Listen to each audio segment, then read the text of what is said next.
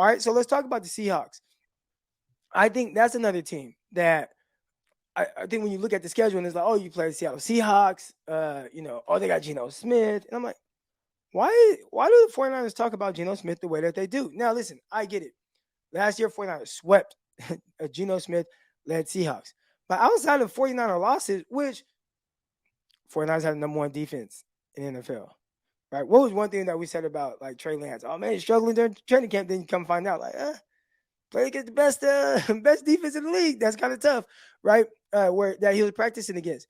But you look at the Seattle Seahawks and what Geno Smith did last year. So I just kind of want to read off some of his numbers. And I don't think they were empty numbers. I think these were numbers that, like, he actually needed to really compete, kind of keep his team afloat in the NFC West. They went 9-8. And you got to remember, 9-8, 2 of those losses to the 49ers. All right, obviously the 49ers just a better team than them. But when you start to look at kind of their depth chart, their quarterback, they've done a lot of really good.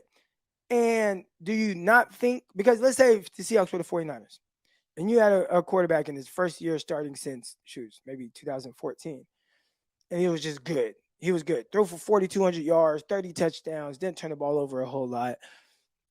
Highest completion percentage in the league. You guys would be saying, oh, man, this quarterback, he's going to be even better. So can Geno be better, or will he be the same? And they added some weapons. They got DK Metcalf. They got Tyler Lockett. But they added Jackson Smith and Jigma. In the running back, you got Kenneth Walker. He's healthy. But then you also got Zach Charbonnet. Then you got Kenny McIntosh, who might be the sleeper in that backfield. I mean, they loaded up offensively. And then defensively, they started to kind of turn that page last year. They had some young guys. I still like Quadri Dixon in the secondary. That cornerback, you got Tariq Woolen. Then you go out and you get the kid out of Illinois with a top 10 pick, cornerback, Witherspoon. He's good. And you bring back some other guys. You got Michael Jackson still out there. You still got Kobe Bryant in the slot. So I look at the Seahawks and think, man, this is a young team that can they just be a little bit better? And if they're a little bit better than a team that went 9-8 last year, what does that look like? And what does that mean for the 49ers?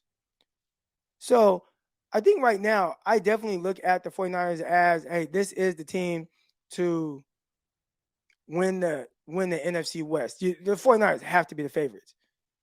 But Seattle, a team that everybody counted out last year, right? I mean, think about it. They won 9 games. They went to the playoffs. They got crushed by the 49ers.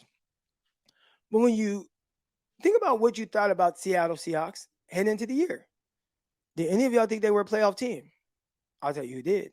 Me. Why? Because I look at their head coach, Pete Carroll. Pete Carroll just wins and just goes to the playoffs. He might have a down year, but then he's going to come back. He always has his guys ready to play. I think that's going to happen again. I think those guys are going to be ready to play. So 49ers definitely have to be the favorites in the NFC West. But I'm not sleeping on Seattle. And LA, I think they're going to win more than 7 games. I think they're going to win 8 games at least. All right, so that's kind of my NFC West spiel. Wanted to get into that a little bit. Appreciate everybody's in the chat right now. Hit the like button. Hit the subscribe button.